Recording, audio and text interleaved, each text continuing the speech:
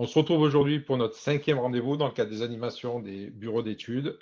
Et aujourd'hui, notre webinaire portera sur les gaz à effet de serre et particulièrement le SF6 présent dans les appareillages moyenne tension. Euh, il y a des gaz qui sont naturellement présents dans la, dans les gaz à effet de serre, notamment le CO2 et le méthane.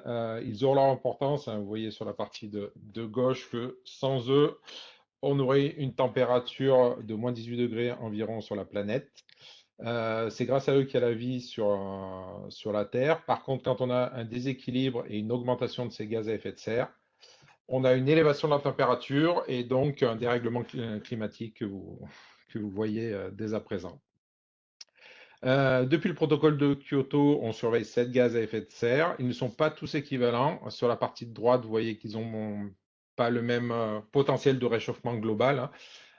Si par définition ou convention, on dit que le CO2 a un PRG de 1, un pouvoir de réchauffement global, le SF6, lui, est beaucoup plus important, avec un poids de 14 000 et une durée de séjour d'environ 50 000 années.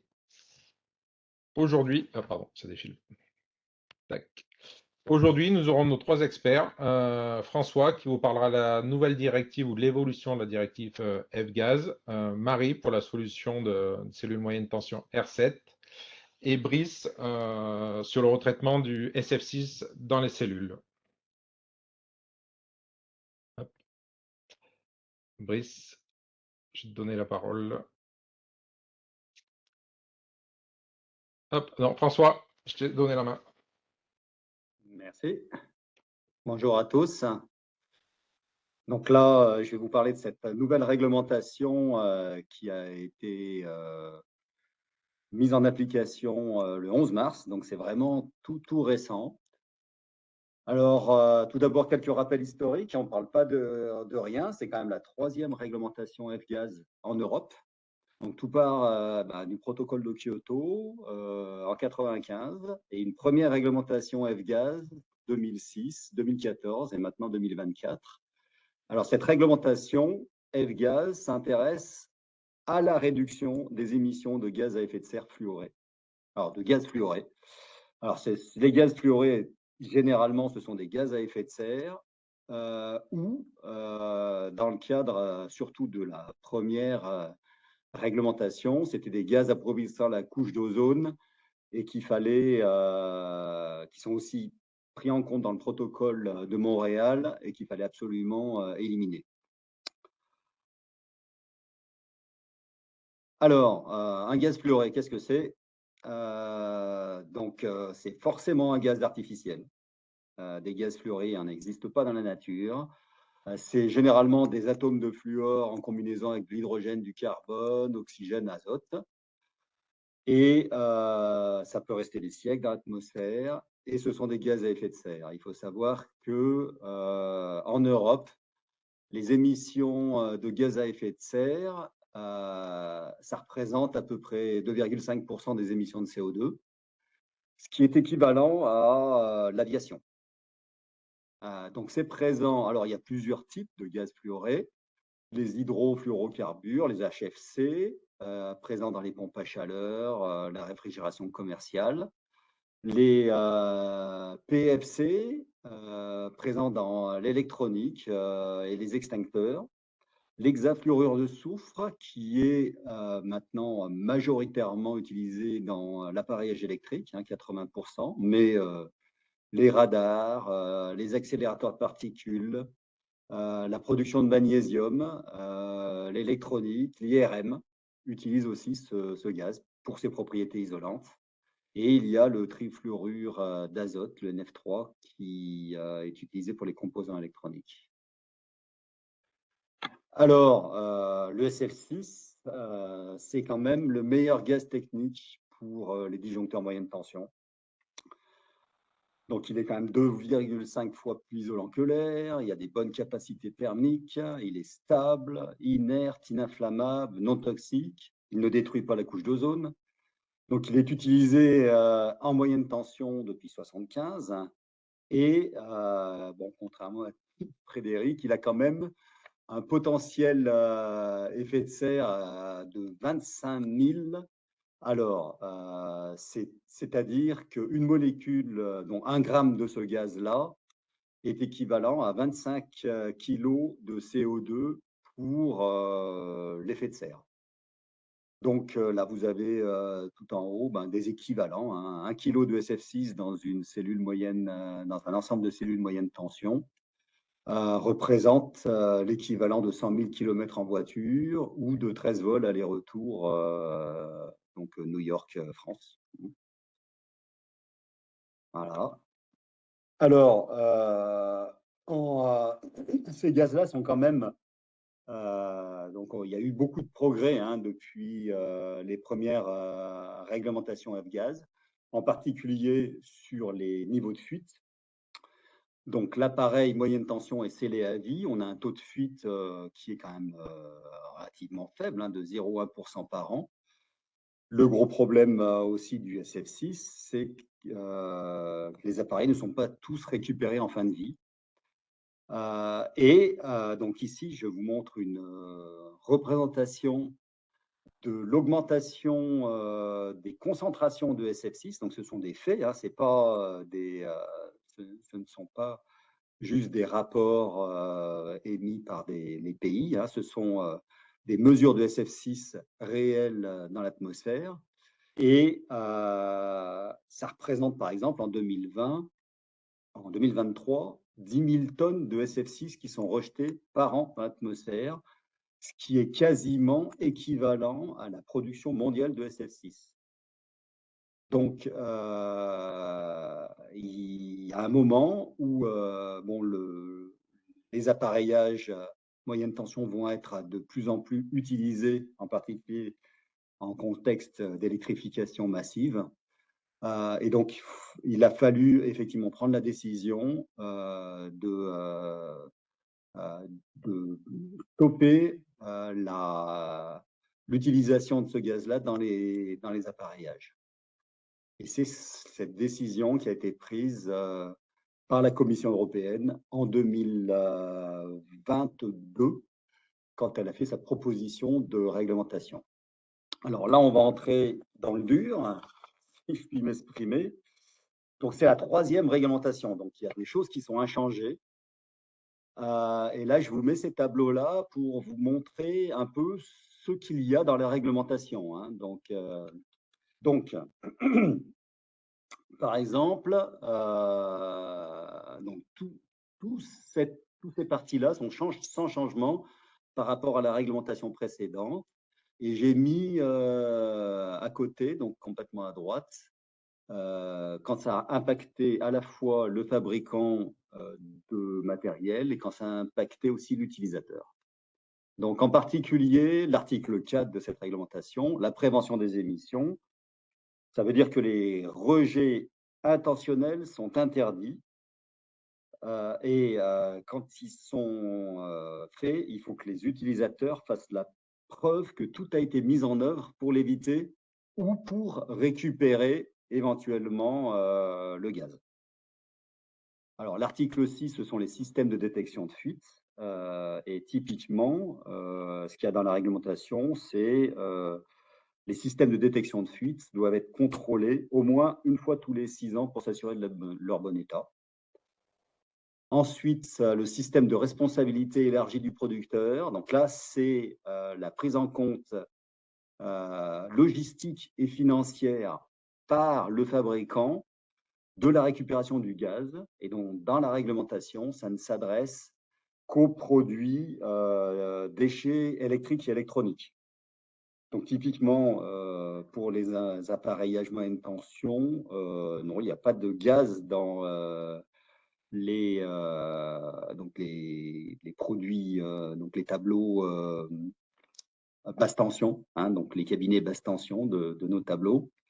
C'est essentiellement surtout sur les pompes à chaleur qui font partie de cette réglementation qui s'appelle la WII en Europe. L'article 11, donc restriction, donc là, pas de changement, puisque ça concernait l'utilisation du SF6 dans les fenêtres, pour gonfler les pneus, pour gonfler les balles de tennis. Donc, tout ce qui a été supprimé dès 2006. Hein. Donc là, c'est vraiment une restriction qui concerne la mise sur le marché.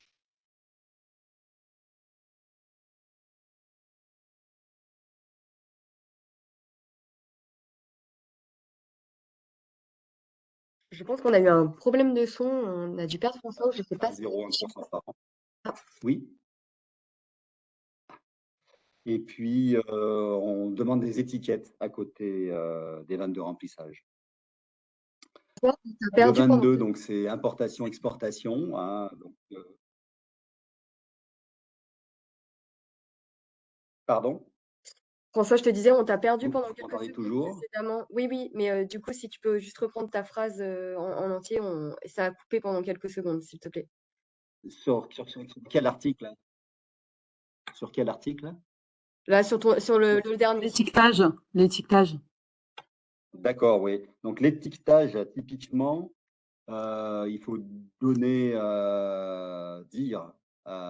que l'appareil contient des gaz à effet de serre, éventuellement le potentiel de réchauffement climatique du gaz contenu, s'il a été testé, qu'il a été testé à un niveau de fuite inférieur à 0,1% par an, et qu'il faut avoir cette étiquette à côté des vannes de remplissage ou de vidage de l'appareil. Donc ça, c'est vraiment pour faciliter la récupération en fin de vie. Côté importation-exportation, donc il n'y a rien, il n'y a pas d'interdiction d'importer et d'exporter ces appareils-là. Côté déclaration par les entreprises, donc en fait, il faut savoir qu'il y a une obligation de reporter les quantités de SF6 mises sur le marché uniquement si, alors pour les tout petits clients, pour les tout petits utilisateurs, ce n'est pas le cas, parce qu'il faut qu'il y ait quand même un équivalent de 100 tonnes CO2 par an. Mais vraiment, on y est très vite dans les 100 tonnes CO2 par an. Et donc, sinon, il y a une déclaration par les entreprises pour les... et puis, l'article 27, donc c'est un reporting national, collecte de données sur les émissions auprès des organismes mis en place par chaque État membre. Donc, en France, c'est le CITEPA. Je pourrais le mettre dans le chat. Alors, il y a des changements. Alors, j'ai mis changement mineur, majeur. Donc, côté...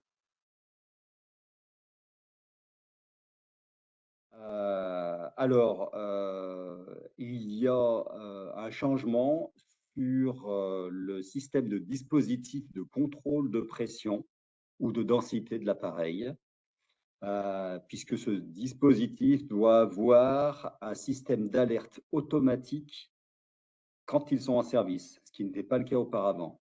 Mais il y a quand même une restriction, c'est-à-dire qu'il faut que ce dispositif, ce nouveau changement, se passe quand il y a plus de 6 kg de SF6 dans l'appareil, ce qui est extrêmement rare pour un appareil moyenne tension. Donc, on peut dire globalement que pour les appareils moyenne tension, ils sont exempts de ce nouveau changement.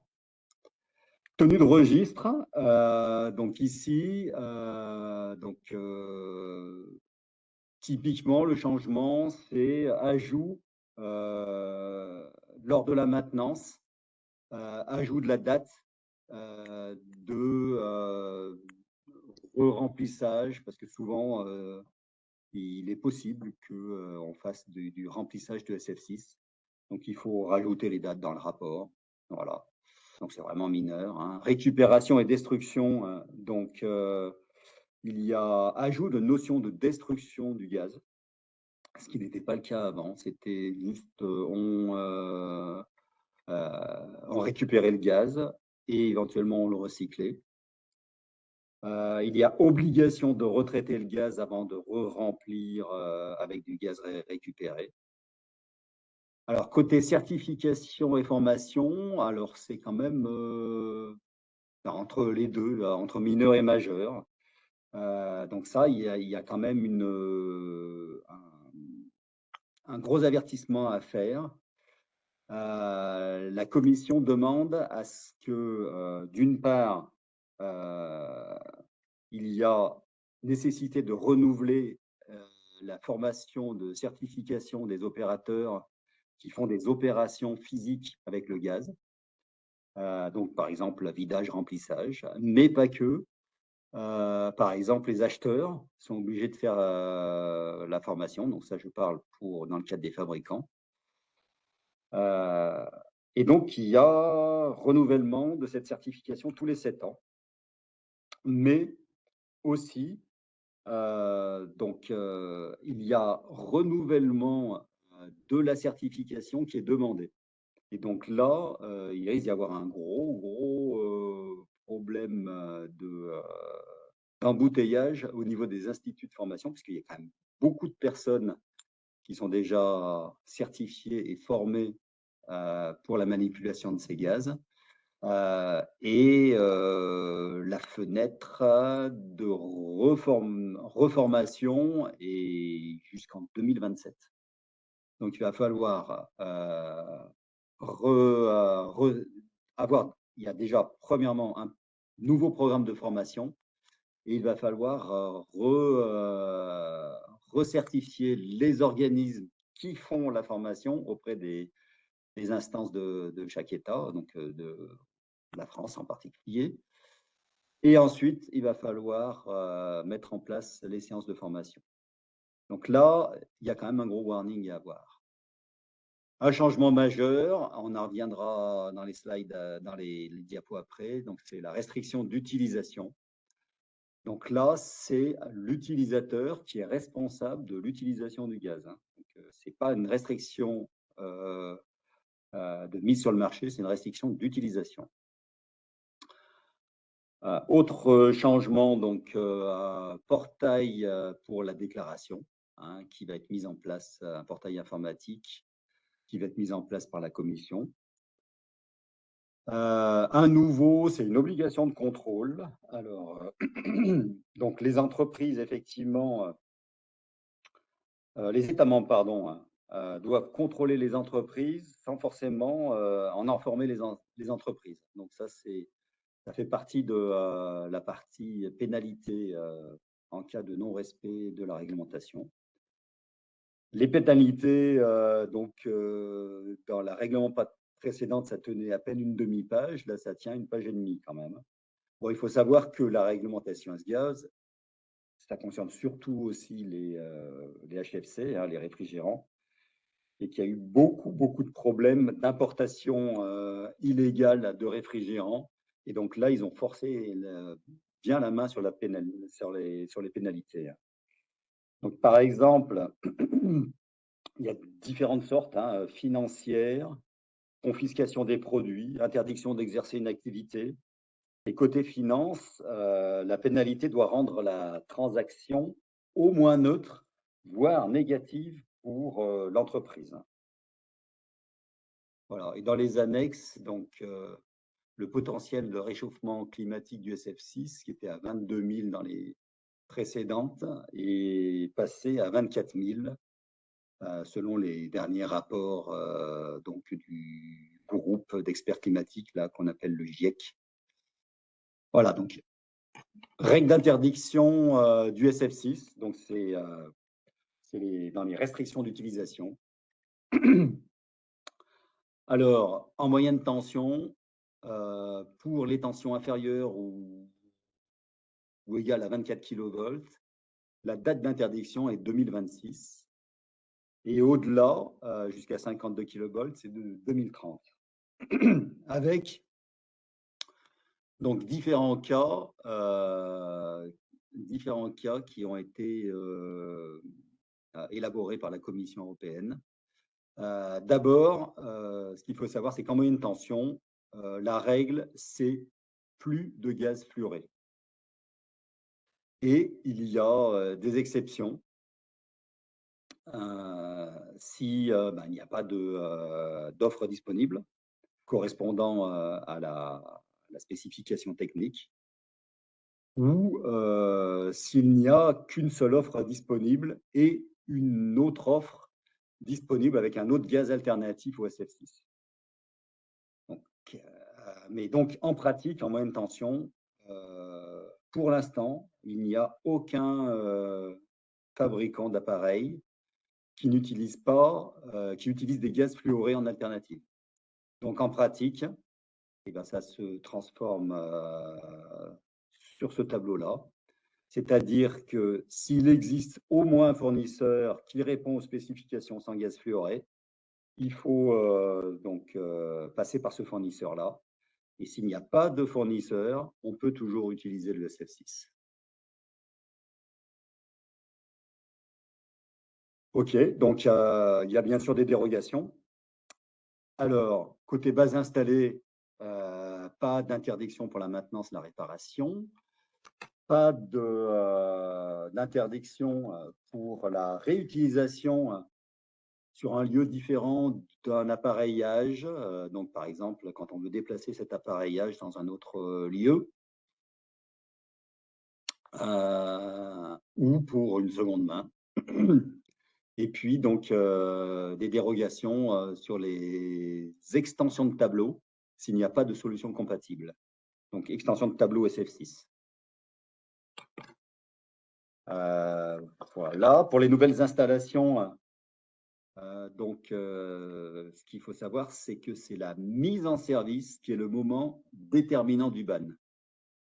C'est-à-dire qu'en 2026, c'est la mise en service après le 1er janvier 2026 qui va être importante. Ce n'est pas la commande. C'est-à-dire que avant la mise en service, il y a la fabrication de l'appareil, la logistique, l'installation sur place. Donc tout ça, il va falloir faire un rétro-planning pour pouvoir anticiper les commandes. Bon, il y a aussi une autre dérogation pour les commandes fermes, effectuées, pas les intentions de commande, effectuées avant le 11 mars 2024, donc la mise en application de cette réglementation. Donc, il y a de dérogation. Donc, on peut installer du SF6 si on a commandé du SF6 pour être installé même après 2026, par exemple. Et puis, donc, ce qui est important, c'est que les utilisateurs sont responsables du respect du ban puisque c'est eux qui mettent en service. Voilà. Et puis, il y a une autre possibilité. Donc, un État membre aurait la possibilité de demander une dérogation jusqu'à 4 ans. Mais c'est une dérogation qui était déjà présente, mais jamais utilisée dans la réglementation existante. Mais il faut savoir qu'il faut accord de la Commission et approbation des 27 par un vote formel. Donc, pas les 27, donc c'est 55% des États membres. Et une population de ces États membres qui représente 65% de la population européenne. Donc, autant dire que c'est très improbable.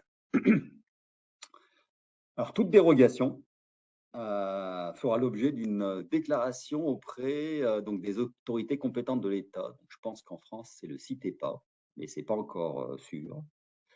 Et aussi avec indication du lieu d'installation. Par exemple, si on a commandé un appareil SF6 parce qu'on n'a pas de solution technique sans gaz fluoré, il faudra indiquer où est-ce que cet appareil a été installé. Donc là, la mise en service, c'est bien défini par la réglementation européenne. Donc, il y a ce qu'on appelle un Blue Guide qui donne un peu toutes les définitions utilisées par les réglementations. Donc, vous avez cette définition en bas de page. Il y a d'autres aspects, si on veut aller voir un peu plus loin, c'est-à-dire qu'à partir de 2035, seul le SF6 recyclé pourra être utilisé pour la maintenance. Voilà, ça pose pas trop de problèmes, hein, donc nous, on est en train de travailler, déjà pour utiliser un gaz régénéré, même dans nos appareils existants, hein. Un rapport, va être élaboré par la commission en 2030, en particulier sur les aspects, distorsion de concurrence, si les règles sont trop strictes, mais c'est quand même, surtout quelque chose qui intéresse la très haute tension où il y a quasiment qu'un seul fournisseur qui fait des appareils sans gaz fluoré. Voilà, j'ai terminé et je passe, la parole à Marie.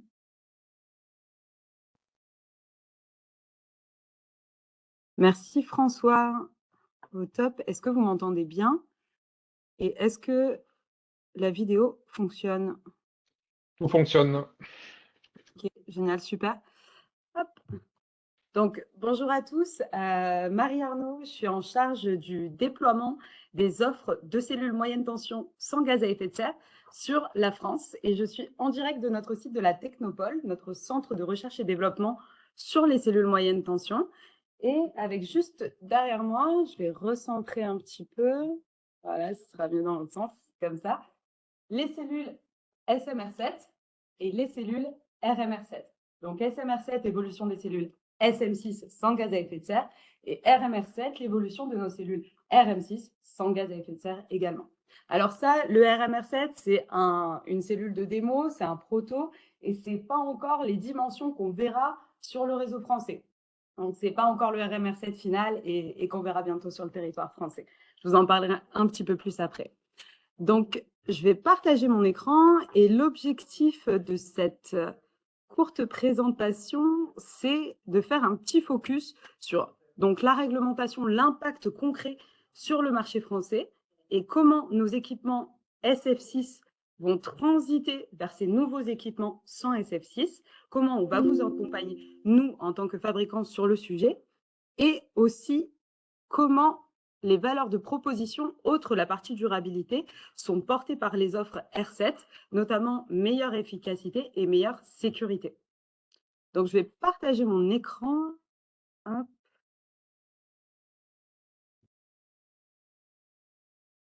Hop. Vous me dites quand c'est OK. Si Fred, tu peux me confirmer juste. C'est en train de charger. Ouais, c'est bon, t'es pas en plein écran, mais on voit le PowerPoint. Ouais. OK, je passe en plein écran. Et voilà. C'est bon. Et je crois que j'ai un petit avatar en bas. Ouais. Bon, on voit plus mes cellules, mais je suis là. Alors, un petit peu de contextualisation. Donc, comme François nous l'a expliqué, réglementation en marche au niveau de la Commission européenne et au niveau de ces dernières années, de ces derniers mois, ça s'est considérablement accéléré et la date du ban de l'interdiction des équipements avec gaz fluoré sur la partie moyenne tension jusqu'à 24 kV est tombée. Ce sera à partir du 1er janvier 2026 pour toute mise en service sur le réseau de distribution électrique français.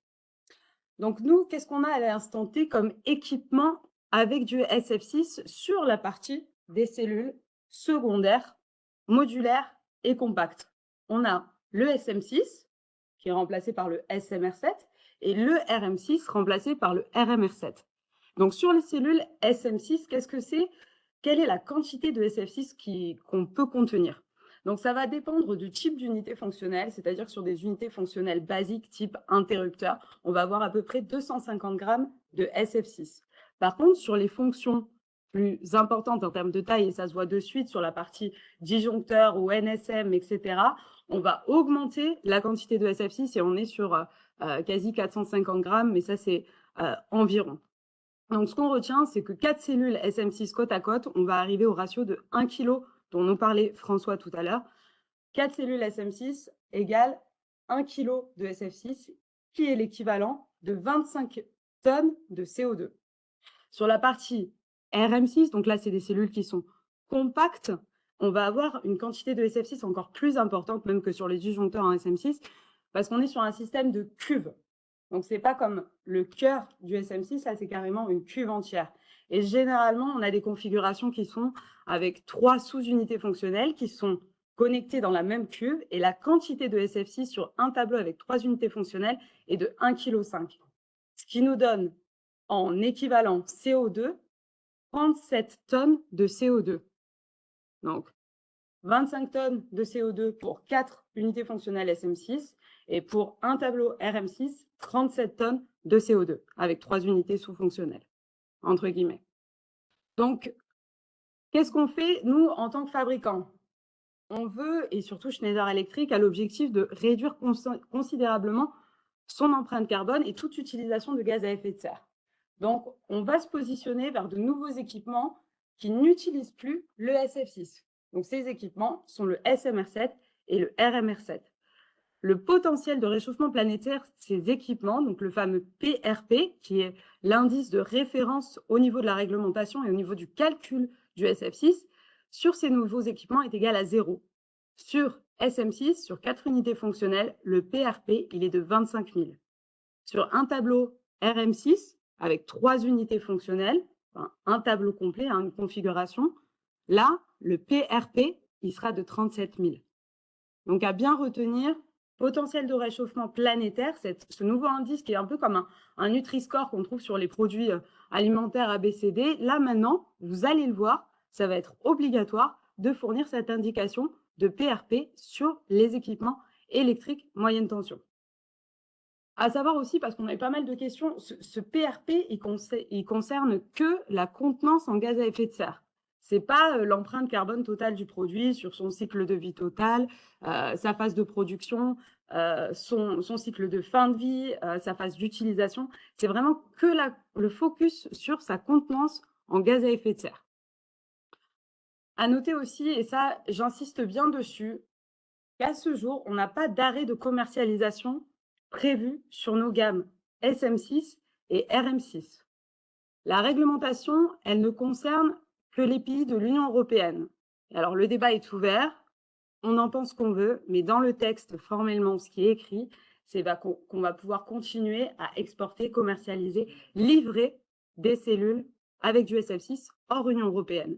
Et en plus, comme le mentionnait François tout à l'heure, il y a des cas spécifiques de dérogation dans lesquels on peut tout à fait répondre et on va avoir des clients qui vont continuer à nous demander et nous solliciter sur des offres avec du SF6. Donc, à ce jour, pas d'arrêt de commercialisation prévu sur nos gammes SM6 et RM6. On peut s'imaginer que sur le long terme, on arrive à un arrêt complet de ces gammes-là. Mais ça ne va pas arriver tout de suite. Ça n'arrivera pas dès le 1er janvier 2026. Ça n'arrivera pas, même si on a l'entièreté de la gamme qui est disponible au 1er janvier 2026. Ça se fera sur le long terme. Parce qu'on est quand même dans une logique de suppression à la fin de l'utilisation totale de ces gaz fluorés. Et ça va se passer au niveau de tous les fabricants et pas uniquement de Schneider Electric. Donc, on assurera bien une continuité de maintenance et une fourniture des pièces de rechange sur toute la base installée de cellules et d'équipements avec du SM6, avec du SF6, pardon, type SM6 et RM6. Pas de souci et pas de crainte de ce côté-là. Je passe au second slide.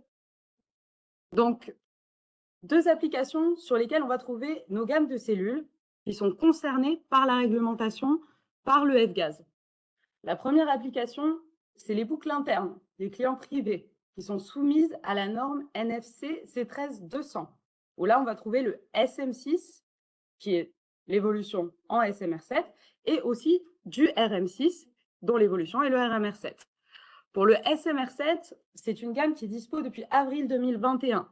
Le RMR7 est par contre, lui, en cours de développement, donc pas encore disponible sur le marché. Pour les applications de postes de livraison, cette fois-ci sur le réseau public avec raccordement direct avec Enedis, on parle de C1300. Là, on va trouver uniquement du RM6, l'évolution donc en RMR7. Là aussi, on est en cours de développement du produit et en cours après de qualification avec Enedis pour obtenir notre autorisation d'emploi, l'ATE, qui nous permettra de commercialiser le produit sur le marché. Tant que nous n'avons pas obtenu cette ATE, cette autorisation d'emploi d'Enedis, on restera bloqué et on ne pourra pas commercialiser ni même ouvrir le chiffrage sur les postes RMR7. Et on continuera de chiffrer du RM6.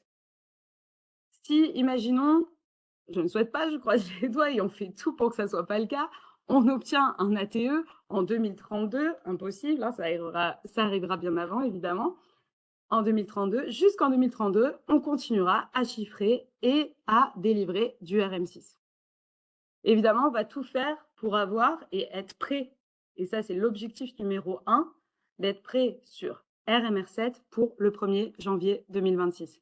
Sachant que c'est des gammes qu'on va lancer par vague, comme vous l'avez vu sur le SMR7. C'est-à-dire que dès qu'on va avoir une configuration, on obtiendra l'ATE, on la lancera et on la commercialisera sur le marché. Il faut savoir qu'on a à peu près une trentaine d'homologations à faire. Une quinzaine pour le marché de la distribution publique et une quinzaine pour le marché du privé. Donc, une fois qu'on aura une configuration disponible, un ATE disponible, on rendra la configuration chiffrable et disponible sur le marché. Un petit nota à savoir, pour les régies de distribution publique hors Enedis, elles sont complètement autonomes dans leur choix d'équipement et elles peuvent très bien décider de rester en SM6 ou en SMR7 ou en RM6 et en RMR7. Elle peut très bien décider de prendre du compact ou du modulaire sur son propre réseau de distribution.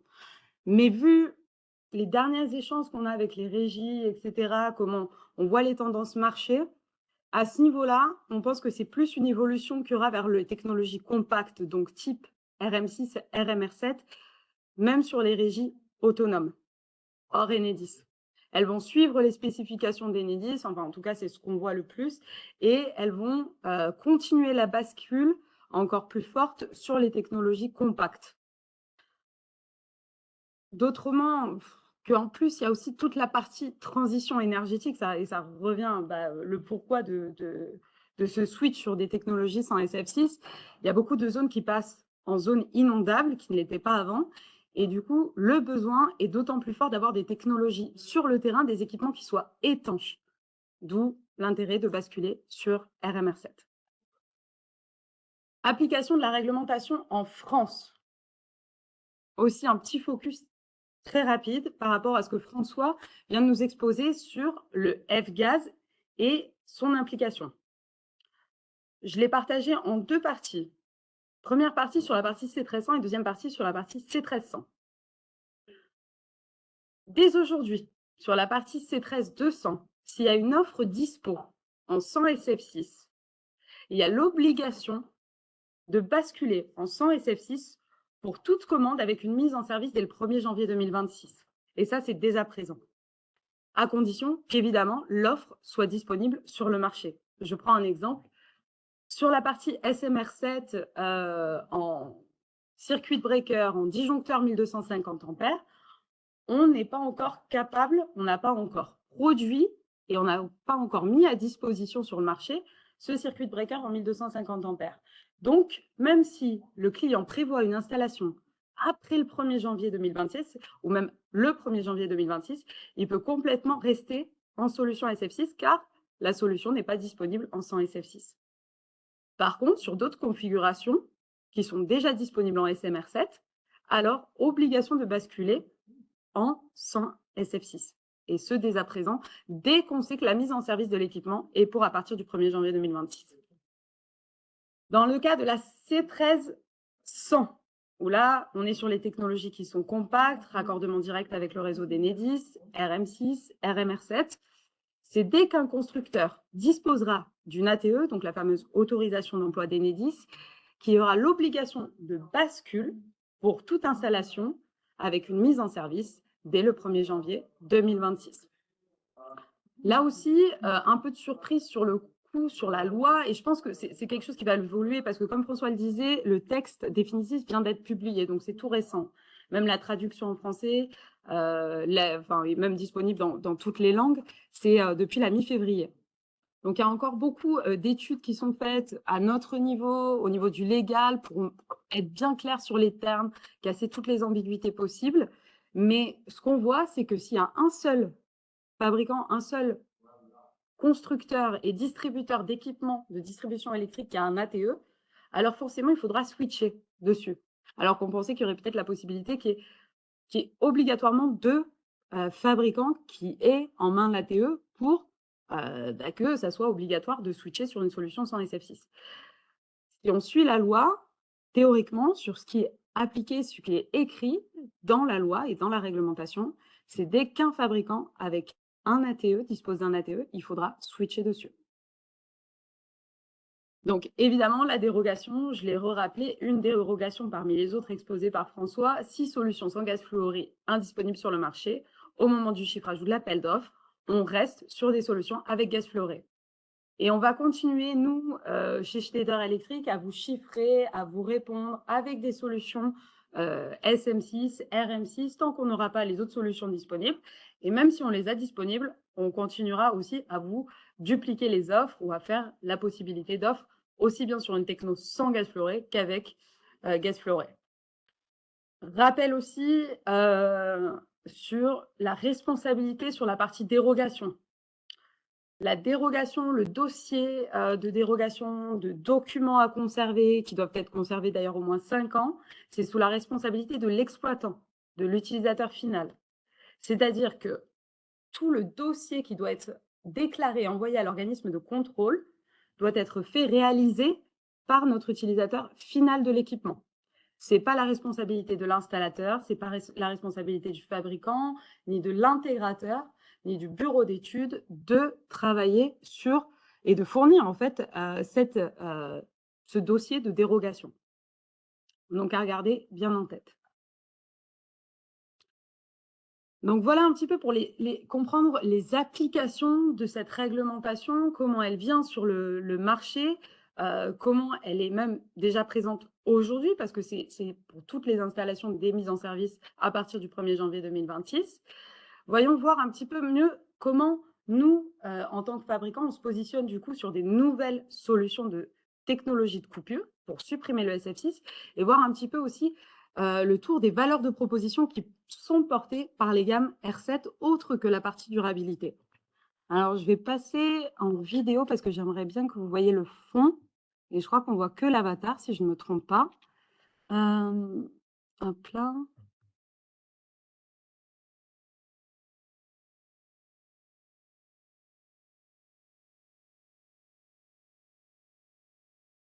Hop là. Là, ça devrait être bon. Ouais. Super.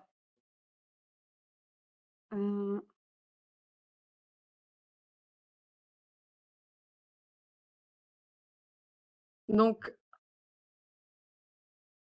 on est parti, nous, en tant que fabricants, et ça fait une vingtaine d'années à la Technopole, donc le site sur lequel je suis actuellement, à Grenoble, que le Centre de recherche et développement développe et travaille sur des solutions alternatives au SF6. Ce sur quoi Schneider Electric a décidé de se positionner, c'est ce qu'on appelle le SVI. C'est la Shunt Vacuum Interruption, la coupure dans le vide avec isolement dans l'air. Donc, ce qui va se passer, et par contre, là, je vais repartager mon écran avec le PowerPoint. Hop là.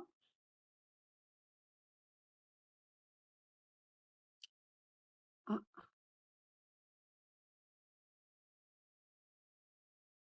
Est-ce que vous voyez l'écran avec le PPT? Non, on voit toujours ta vidéo avec les cellules derrière. Ah, ça n'a pas changé. Hop là. Et voilà. C'est bon? C'est en plein écran, mais on le voit. Hop, et voilà, je bascule en plein écran. Ouais, super. Donc, juste au niveau, si vous voyez mon curseur, donc de la cellule, du cœur de la cellule, là c'est une cellule SMR7, mais sachez que c'est le même fonctionnement et le même type de coupure SVI qui est dans le RMR7 qu'on va trouver, sauf que dans le RMR7, il est dans une cube et sur le SMR7, il est dans un cœur. Donc, à l'intérieur de ce cœur, on va avoir au niveau de chacune des phases le sectionnement qui va être effectué lors d'une opération d'ouverture ou de fermeture. Alors, je vais vous montrer la petite vidéo juste après derrière pour que je puisse faire l'explication en direct avec ce qui se passe à l'intérieur en fait du cœur de la cellule ou de la cuve de la cellule sur la coupure du courant. Donc, le courant, en fait, va transiter et va être dévié à l'intérieur de l'ampoule à vide que vous voyez juste au niveau de l'écran. L'arc, en fait, va être créé à l'intérieur de l'ampoule à vide et va être coupé à l'intérieur de cette ampoule à vide. Donc voilà, c'est vraiment un système de déviation du courant à travers l'ampoule à vide pendant que le sectionneur s'ouvre afin que le courant soit coupé dans le vide. Donc voilà une petite vidéo explicative de ce qui se passe à l'intérieur des cellules, aussi bien SMR7 que RMR7 sur la coupure. Et l'isolement, en fait, il est garanti par l'air pressurisé au niveau de la cuve. Et là, je requitte la vidéo et je repasse à mon PowerPoint. Hop là, voilà. Donc, le principe de coupure. Coupure dans le vide avec isolement dans l'air pur pressurisé à l'intérieur du cœur ou de la cuve, SMR7 ou RMR7, ce qui permet au client final d'avoir un équipement avec un PRP, potentiel de réchauffement planétaire, égal à 0, et qui permet aussi d'éviter tous les coûts de recyclage que nous avons en fin de vie du SF6. Car comme le mentionnait François aussi tout à l'heure, l'utilisation et l'encadrement de toute l'utilisation qui est faite sur le SF6 est réglementée depuis 2006, depuis même 97, depuis les accords du protocole de Kyoto. Et donc, il y a obligation de recyclage en fin de vie du SF6. Et d'ailleurs, on en parlera un petit peu après cette intervention. Et ce coût-là, il est équivalent à peu près à 10 à 15% du prix d'achat d'une cellule. Donc, avec le switch sur des équipements sans SF6, on s'évite tous ces coûts à la fin de retraitement du SF6. Donc, c'est une optimisation de l'OPEX. Après, c'est une notion, on le voit au niveau de nos clients, qui n'est pas forcément poussée ou qui a beaucoup d'impact dans les prises de décision d'achat, d'avoir cette notion de CAPEX et OPEX, de prendre en compte l'investissement, l'investissement tout de suite du coût d'achat de la cellule avec les amortissements aussi qui sont réalisés sur le long terme et l'économie en fin de vie en fait, de la suppression de ces coûts de recyclage du SF6. Mais avec ces équipements-là, pas de recyclage en fin de vie du SF6. On évite aussi la partie durabilité et coupure dans le vide permet d'éviter aussi les gaz nocifs et les sous-produits qui sont issus lors de la coupure dans le SF6 et qui étaient provoqués. Là, maintenant, vu qu'on est sur de l'air pur, il n'y a plus cette problématique-là et donc plus de sécurité pour les opérateurs. Sachant que j'insiste aussi sur ce fait, le SF6 n'est pas toxique en tant que tel pour l'humain, à moins qu'on soit dans une salle complètement close et qu'il y a un dégagement très très important de SF6 où là on va avoir des difficultés à respirer, mais surtout le SF6 est dangereux pour l'environnement et pour la couche d'ozone. Je passe à mon slide suivant. Aussi, on parle de valeur de proposition, on a parlé beaucoup de la durabilité, évidemment, qui est mise en avant, d'autant plus avec l'avancée de la réglementation sur les gaz fluorés. Il faut savoir aussi qu'on est dans le développement d'un nouveau produit, donc avec potentiellement des nouvelles habitudes créées pour nos installateurs, pour nos opérateurs, pour nos clients finaux, etc. L'objectif avec les gammes de cellules SMR7, c'était de faire un switch sur ces gammes-là en restant sur la même installation et sur la même utilisation, la même opération.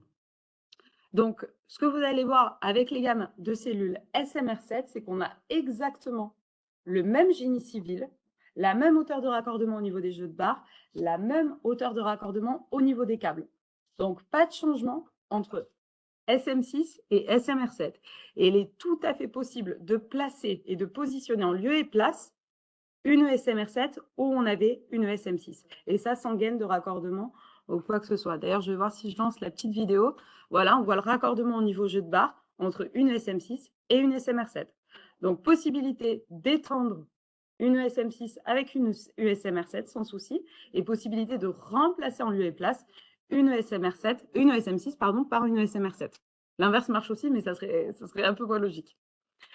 Aussi, sur la partie opération, parce que là, on parle de la partie installation.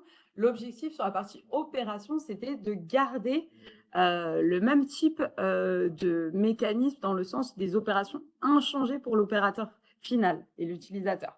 Donc, on est toujours sur un interrupteur 3 positions, ouverture, fermeture et mise à la terre, et le même interface avant. Il y a quelques changements au niveau notamment de la visualisation de la position des contacts, mais qui est optimisée.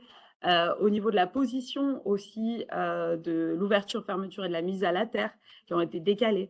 Mais très facilement, quelqu'un qui a l'habitude d'utiliser, d'opérer sur un SM6 pourra faire le switch et basculer sur du SMR7. Comme un installateur qui a l'habitude d'installer du SM6, il pourra facilement installer du SMR7. Donc, simplicité, transition en douceur entre les gammes SM6 et SMR7. Pour la gamme RMR7 qui est en cours de développement, il va y avoir des changements par contre sur la partie dimensionnement versus le RM6. Et alors, s'il y en a d'entre vous qui étaient là à Enlit quand on a fait le lancement et qu'on a montré la démo pour le coup, qui est similaire à celle qui est en train de suivre les tests avec Enedis, on est sur un dimensionnement différent des cellules RM6. Mais par contre, on sera à peu près sur le même type d'installation, etc.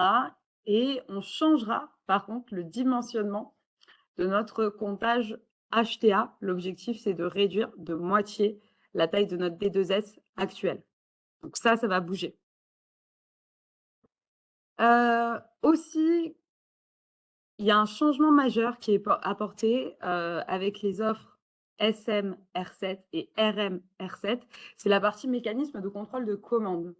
Le mécanisme de contrôle de commande a été changé. On est sur ce qu'on appelle un mécanisme compo drive et on a changé les matériaux qui le constituent. On est sur des matériaux composites qui nous permettent de gagner en endurance. Donc, sur les mécas qu'on va trouver sur le SMR7, ils vont être beaucoup plus endurants que ceux que vous aviez sur le SM6.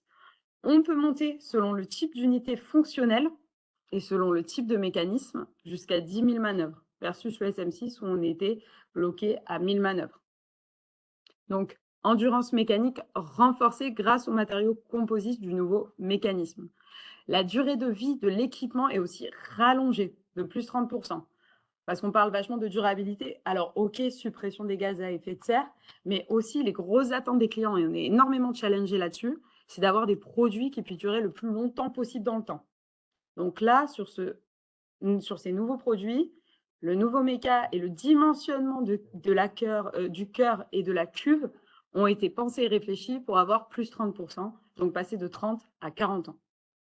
Le changement aussi, c'est au niveau des opérations de maintenance.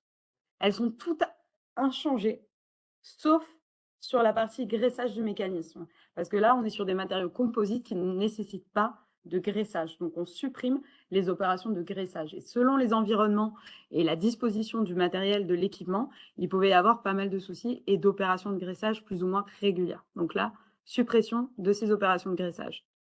Un point important aussi, c'est sur la partie simplification des manipulations de l'appareil sur la maintenance. On avait beaucoup de clients qui demandaient de réduire au maximum les temps d'intervention dans le cadre de changements de motorisation, de changements de bobine, etc.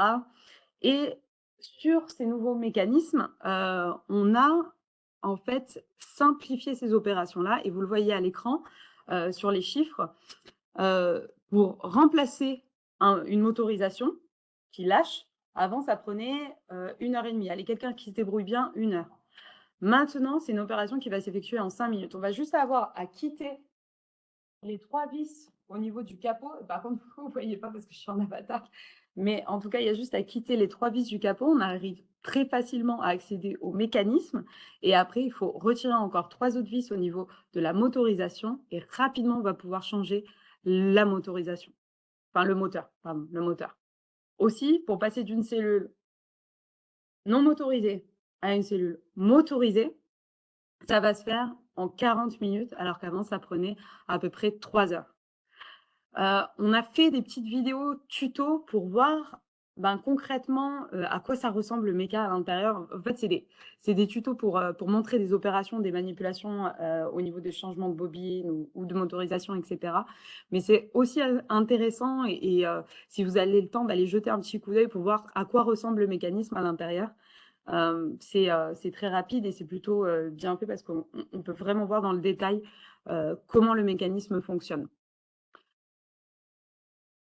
Alors, on parle de meilleure efficacité, on parle de durabilité, mais aussi il y a des demandes clients constantes et qui ne sont pas forcément encore un trait, on va dire, dénominateur du marché, mais c'est les besoins de remontée de données. Et des remontées de données aussi bien pour la maintenance de leurs équipements que pour la surveillance en direct de leurs installations de distribution électrique. Donc, sachez qu'avec les cellules SMR7, on fournit nativement, et on a décidé de fournir nativement des capteurs qui sont connectables et pas connectés. C'est-à-dire que si on veut ne pas les connecter, c'est tout à fait possible, mais ils sont fournis nativement dans les cellules. C'est des capteurs qui sont au niveau des câbles et pour mesurer l'échauffement au niveau des câbles et remonter s'il y a une alerte sur un échauffement anormal au niveau d'un câble qui est détecté au niveau de la cellule. Il y a aussi, on a aussi des capteurs qu'on appelle les CL110, qui sont des appareils qui permettent de mesurer le taux d'humidité à l'intérieur de la cellule, qui, eux, ne sont pas fournis nativement, mais qui sont fournis en option. Donc, toutes ces informations, évidemment aussi les informations qui sont remontées par les relais de protection, peuvent être remontées aux utilisateurs et permettent toujours, et sont dans la même logique que la transition énergétique, etc., de pouvoir maintenir les équipements le plus longtemps possible et éviter tout vieillissement prématuré des équipements. Sur la remontée des données, il y a plusieurs possibilités. On peut être sur une décision de remontée des données en cloud. Donc, tout simplement, on externalise la gestion de la maintenance de son équipement. Enfin, pas la gestion de la maintenance de son équipement, mais juste la gestion des alertes de la maintenance de son équipement. Donc là, ça va être géré. Les données vont être remontées chez Schneider Electric et on a en fait une cellule d'experts en distribution électrique qui check les rapports envoyés par les différents équipements et alerte s'il le faut l'utilisateur dans le besoin d'une maintenance préventive ou prédictive sur l'équipement. Si le client est réfractaire au cloud ou à l'envoi de quelconque données de son site à l'extérieur, il y a tout à fait la possibilité, via l'interopérabilité des équipements, de le connecter et de remonter les informations sur son propre système de supervision ou son propre SCADA. Il y a aussi une troisième possibilité aussi sur la visualisation, la remontée de données et des informations, c'est de le faire en direct sur l'équipement. Et là, j'aimerais repartager ma vidéo. Je ne sais pas si ça va marcher. Hop là. Arrêter. Hop là. Partager caméra. Hop là. Voilà, super. En fait, au niveau du mécanisme, ce qu'on a placé aussi, c'est un QR code et aussi une puce NFC. Et sur cette puce NFC, en fait, un opérateur qui est devant les cellules, avec son smartphone ou avec sa tablette, il pourra tout simplement scanner le code NFC et accéder aux données de la cellule et aux données des capteurs. Il y a aussi le QR code. Alors, c'est différent que le capteur NFC. Le QR code, lui, il a pour but d'apporter toute la documentation de la cellule, c'est-à-dire type notice, guide d'installation, guide d'utilisateur, etc. Donc ça, c'est des données qui sont visualisables en local, directement devant la cellule par l'utilisateur. Ce qui évite aussi toute la partie papier, perte de notice, etc., qui sont assez récurrentes. Là, tout est accessible directement sur la cellule en scannant le QR code. Je vais repartager mon écran et le PowerPoint. Hop là. Et je repasse en grand écran, je me souviens. C'était pas bon. En diapo. Hop là, voilà. Donc, chez Schneider Electric et chez tout fabricant sur la partie distribution électrique et automatisme, donc il y a toute une chaîne et tout un ensemble d'équipements, aussi bien de la partie distribution électrique, des transformateurs, des TGBT, etc., la partie variation de vitesse, automatisme, automate, qui ont un ensemble de données à remonter. Et la SMR7, les cellules moyenne tension, s'intègrent complètement dans cet écosystème et remontent elles aussi les données sur les 2 systèmes de supervision qu'on vient de voir précédemment, aussi bien sur le cloud que sur les propres systèmes de supervision en interne du client. Donc il y a ces 2 possibilités-là et l'offre R7 s'intègre complètement dans l'architecture réseau du client selon ses besoins. Donc, un petit slide qui résume le pitch complet sur la valeur de proposition portée par le produit, donc avec les 3 piliers, la partie durabilité, avec suppression du SF6 et passage sur la coupure dans le vide avec isolement dans l'air, fin du retraitement, enfin des opérations de retraitement du SF6 en fin de vie de la cellule, 0 risque réglementaire avec justement le F-gaz qui arrive et l'interdiction d'utilisation d'équipements avec des gaz fluorés. Aussi, le deuxième pilier, meilleure efficacité. Et ça, on insiste bien dessus parce qu'une innovation, oui, OK, ça n'arrive pas tous les 3-4 matins sur la partie, en tout cas, de la moyenne tension.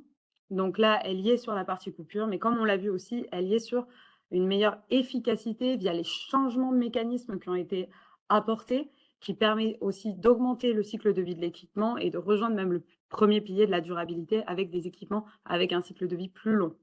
Une endurance mécanique qui est renforcée, aussi avec les matériaux qui sont composites, et aussi évidemment le pilier central et même numéro 1, qui est de la sécurité qui est renforcée. 0 risque pour la santé et l'environnement avec ce type d'équipement, sans SF6, et 0 sous-produits toxiques lors d'une coupure. Donc ça, c'est vraiment les 3 propositions de valeur qui sont portées par l'offre SR, et pas seulement la partie durabilité. Pour terminer, il y a plusieurs documents, plusieurs informations sur le produit qui sont disponibles directement sur notre site internet. Donc, vous trouverez toutes les notices d'utilisation, les guides de génie civil, etc. Là, on a eu les versions basiques et advanced qui ont été publiées il n'y a pas longtemps. Aussi sur des références de produits standards, vous allez pouvoir trouver les produits de datasheet avec toutes les caractéristiques techniques et les schémas qui leur sont propres.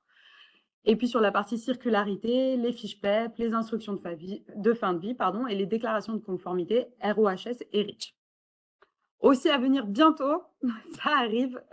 Normalement, je pense qu'on devrait l'avoir de dispo mi-avril, début mai. Toutes les offres qui vont être effectuées en SM6, en SMR7, vont voir jointe un rapport d'émission que vous voyez sur l'écran à droite, qui va lister en fait l'empreinte carbone du produit lors de sa phase de fabrication, d'utilisation et de fin de vie. Et on fera ça aussi bien sur SM6 que sur SMR7. Donc ça permettra aussi d'avoir un comparatif entre les 2 offres et de voir aussi vraiment le rapport d'émission total de l'équipement et pas que sur sa contenance en SF6. Donc ça sera bientôt disponible. Ça va être disponible comment? Ça va être disponible au niveau des offres qui vont être délivrées aux clients lors des chiffrages, des demandes de chiffrage, ça sera fourni. Et aussi, on voudrait le mettre à disposition en avant-vente pour aussi vous montrer en fait des exemples concrets de rapports d'émissions d'équipements moyenne tension. Donc voilà, et pour clôturer, est-ce qu'on est bon niveau timing? Fred, est-ce qu'on a le temps d'une petite vidéo pour une application concrète? Super. Alors, je vais mettre la vidéo en fait de Greenalp avec son installation en SMR7. Hop là. Il y avait aussi celle de Engie, mais je ne sais pas si on sera à bon niveau timing. Donc, je vais mettre celle de Greenalp pour le moment.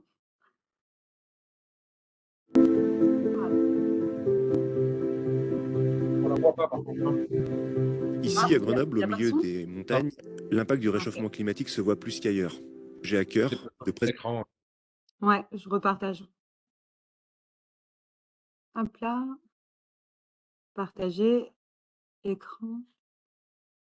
Partager le son de l'ordinateur. Écran 1. Partager. Et là, normalement, ça devrait être bon. Ouais. Hop là. Ouais. Super, merci. Ici, à Grenoble, au milieu des montagnes, L'impact du réchauffement climatique se voit plus qu'ailleurs. J'ai à cœur de préserver l'environnement pour les générations futures. Je m'appelle Sébastien Julien, je suis responsable du département exploitation des réseaux à Greenalp. Greenalp, c'est donc un gestionnaire de réseau de distribution qui dessert 100 000 clients sur Grenoble. C'est 6 postes sources 225 ou 63 000 volts qui transforment en 20 000 volts et c'est surtout 750 postes achetés à BT. Et c'est pour l'un de ces postes-là qu'on s'est dit on va tester les cellules FreeSF6. Quand j'ai discuté avec Schneider, les exigences que nous avons posées, c'était une cellule qui corresponde déjà à ce que nous avons sur le parc, ce que nous connaissons en termes de facilité de manœuvre, de durabilité, et bien évidemment la capacité à supprimer intégralement le SF6 et le remplacer par l'air. L'un des principaux enjeux pour les gestionnaires de réseau de distribution, c'est la continuité de service. Avec la solution EcoStruxure de Schneider Electric, on répond à l'ensemble des questions qui feront le métier de gestionnaire de réseau de distribution de demain. Une couche capteur sur les matériels qui nous remonte des informations, une possibilité de les traiter et de les valoriser sur un ensemble qu'on appelle l'asset management. Ce qui m'a le plus impressionné dans cette nouvelle solution de cellules chez Schneider Electric, c'est qu'en plus des innovations technologiques et de la digitalisation qui va avec, c'est d'avoir intégralement remplacé le SF6 par de l'air. Cette nouvelle cellule, c'est la révolution de nos métiers de demain. C'est une solution verte, innovante et digitale.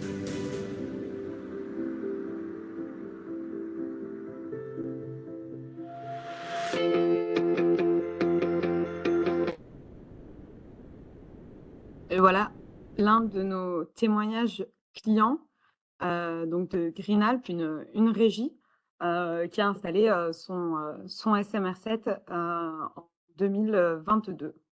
Et Euh, voilà. Et juste pour terminer, hop là. on a peut-être plus le temps pour une deuxième vidéo. Je sais pas si c'est ce que tu es en train de préparer. Ouais, Ouais, non, du donc, coup, pas le temps pour la par deuxième contre, vidéo. ouais, par contre, on enverra le replay et le support de présentation où il y aura les 3 vidéos clients là, qui pourront consulter. Ok, super. Et juste pour terminer, Frédéric, donc là, je suis en direct des bureaux de R&D à Grenoble. N'hésitez surtout pas à solliciter vos vendeurs, vos responsables de compte. Si vous avez envie de venir ici sur site avec le showroom, voir les produits, les manipuler. Et aussi, on a les laboratoires sur le site de Grenoble. Donc, on peut voir toutes les ampoules à vide et des tests sur produits. Donc, n'hésitez surtout pas à solliciter vos vendeurs si vous avez envie de venir. On peut organiser ça, des visites sur site dans notre centre de R&D et aussi sur nos usines de production qui sont localisées à Mâcon. Donc, surtout, n'hésitez pas. Avec plaisir, on vous recevra. Voilà. Merci, Fred. Merci Marie. Tu as beaucoup de questions dans le chat. Je te laisse y répondre. Ok. Donc, Brice prend la suite. Je vais essayer. Ça marche. Brice, tu es là? Oui, hop là, je prends la main. Alors, je vais partager la présentation.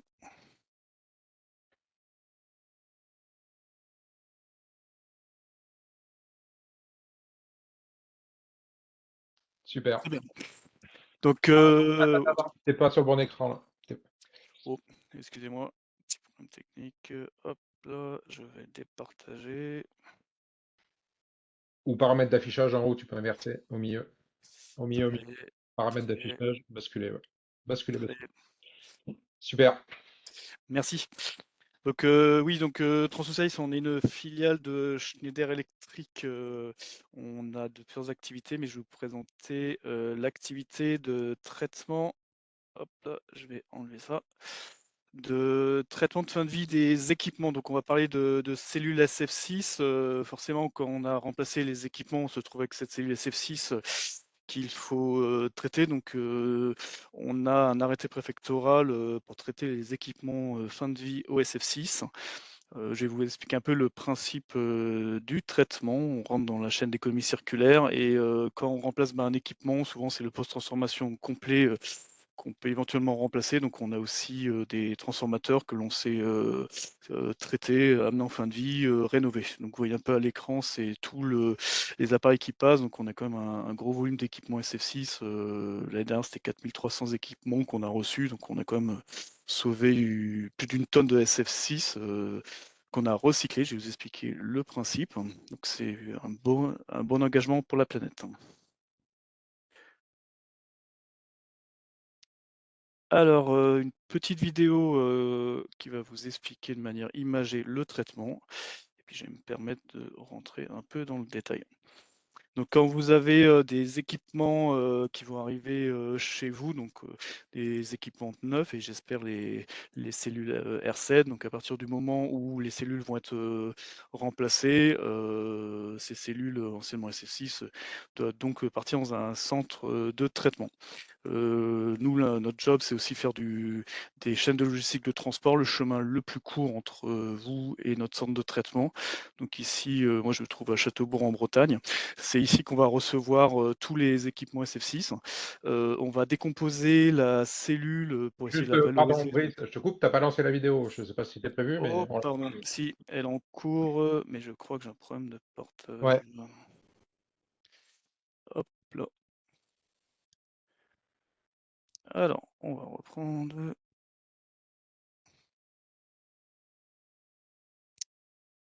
Ouais, c'est bon. On voit là ta vidéo. Super, je l'ai mis sur l'écran.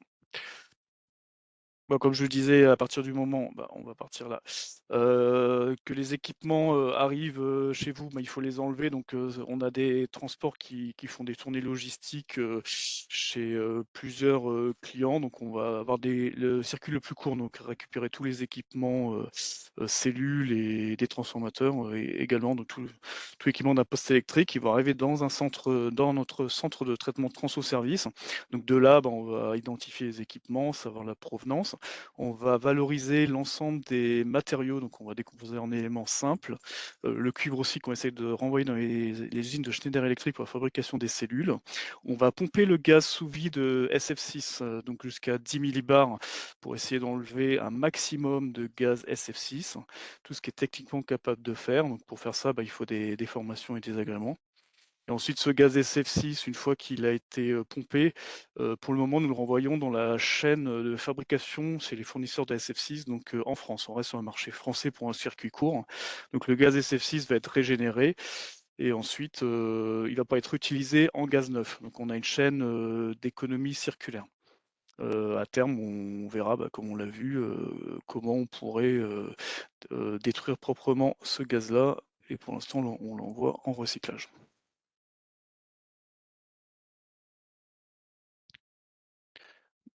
Bon, après, je vais pas paraphraser ce qui a été dit en amont, mais je pense que c'est responsable de traiter les cellules correctement et c'est nécessaire pour la planète. Donc ça répond à la réglementation, c'est une démarche respectueuse de l'environnement. Évidemment, quand on fait toutes les prestations, on vous remet un bordereau de suivi de déchets, un certificat de destruction. Et aussi notre grande force, c'est de valoriser les cellules puisqu'on va la décomposer en éléments simples et après on va essayer de remettre ça dans les chaînes de fabrication. Le but, c'est de pas justement rester sur un déchet, mais c'est pour aussi rentrer dans la durabilité. C'est vraiment que le déchet devienne des matières premières pour refabriquer des cellules. Donc c'est l'objectif que l'on se fixe avec le groupe Schneider Electric. Eh ben, je vous repasse la main. Merci. Il me semble qu'il y avait une question dans le chat, là, si tu veux regarder, sur Très la bien. filière recyclage. Hop là, je reprends le rôle d'animateur. Voilà. Donc, on arrive au terme de ce webinaire. Donc, on vous a parlé évidemment de la nouvelle directive là, sur le gaz, la solution Schneider pour le neuf et évidemment pour le retraitement des anciennes cellules. Juste un dernier point. Si vous souhaitez prescrire ces technologies, donc si vous ne le connaissez pas encore, on a un logiciel qui permet de générer des CCTP sous Word. Il est sur l'espace Mach Schneider Bureau d'études, vous avez le QR code. Ou si vous tapez Mach Schneider Bureau d'études sur Google, vous arriverez à le trouver. Et là-dessus, dans la partie distribution électrique, vous avez les technologies R7 à prescrire. Donc, vous choisissez sur l'arborescence de gauche et vous avez le texte qui s'implémente. Et ensuite, vous pouvez le télécharger directement sous Word. Voilà. Est-ce qu'on a répondu à toutes les questions ou est-ce que vous voulez en reprendre certaines? François, Brice ou Marie?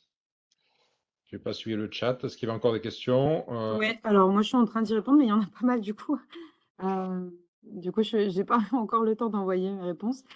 S'il y en a quelques-unes que je peux prendre peut-être à l'oral, je ne sais pas. Non, il faudrait qu'il le réécrive. Là, on ne peut pas activer les micros, mais oui.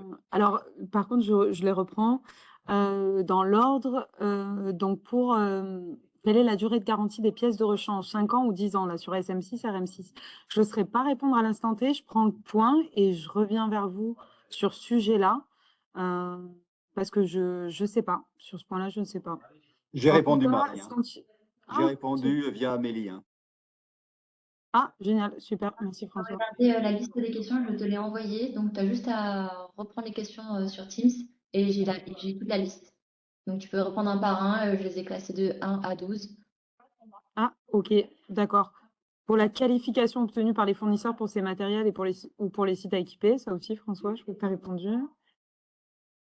La qualification, elle est bien obtenue par le fournisseur pour les matériaux et là, pas c'est pour la les sites. qualification ATE, hein, d'après Ouais. ce que j'ai pu comprendre. Alors là, je ne suis pas capable de répondre. Moi, c'est comme ça que je la comprends. C'est bien l'ATE, la qualification, c'est au niveau de l'équipement, donc de la configuration et pas au niveau du site à équiper. C'est l'équipement qui a un ATE, qui obtient un ATE, une autorisation d'emploi sur le réseau de distribution publique. La durée d'approvisionnement en cellules SMR7. Alors là, on a optimisé les délais. Je suis ravie de le dire enfin. On est à des délais similaires en SM6 et en SMR7 sur les configurations basiques.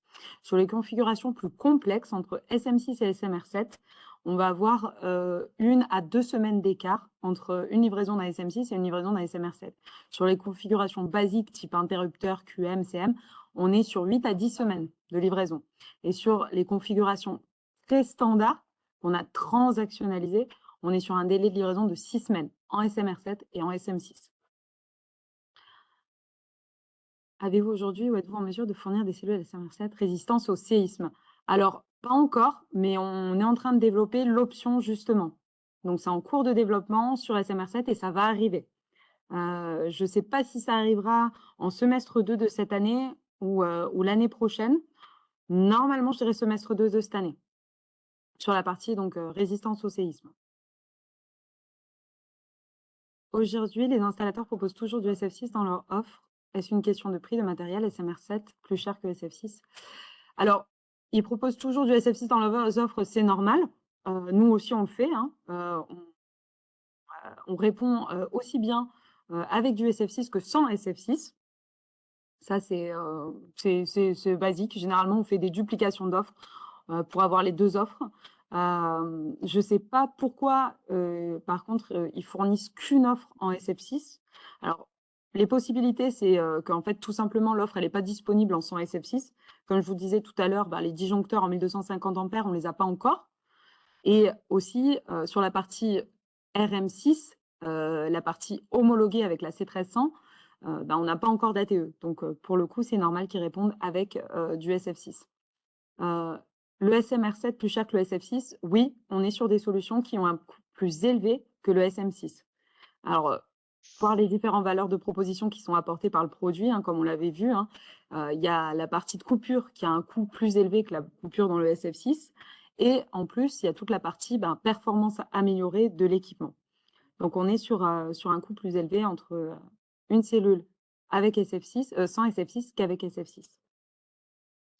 Schneider est-il ouvert à des reprises de vieux tableaux achetés à SM6 sous réserve d'achat de cellules sans SF6? Brice, je ne sais pas si tu peux prendre le point ou si tu l'as déjà pris.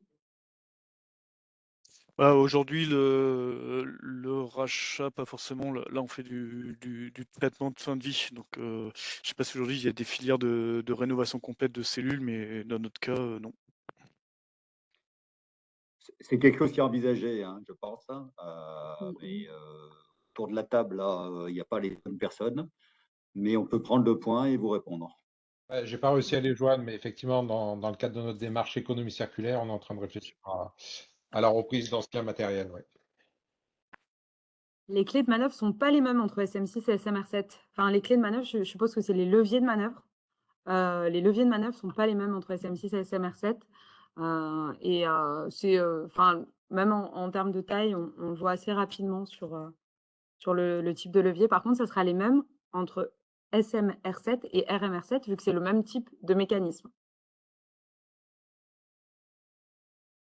Communication avec SCADA, sous quel protocole? Je ne sais pas si le point il a été pris. Celui-ci, je ne sais pas. Ben, en fait, on utilise une passerelle qui est en mode bus TCP. Donc après, vous le récupérez directement, soit sur un SCADA Schneider, soit sur le SCADA que vous avez déjà en place. Les cellules SMR7 sont-elles étanches? Non, c'est bien les cellules RMR7 qui seront étanches. SMR7, donc technologie modulaire, soumise à la C13200, versus les technologies étanches compactes, donc RMR7, RM6, soumis à la C13100.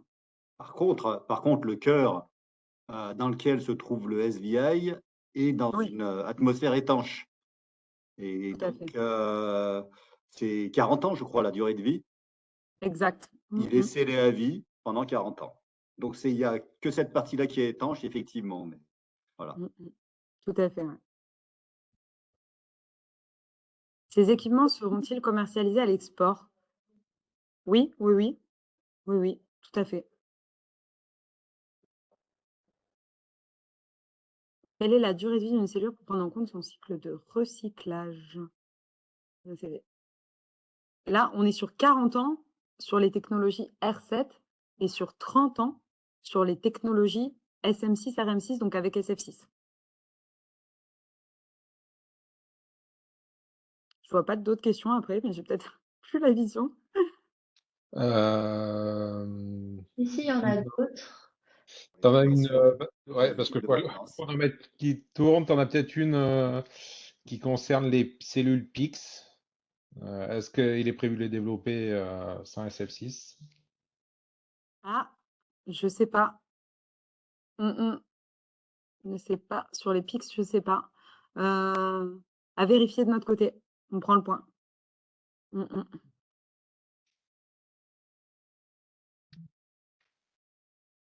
Ok.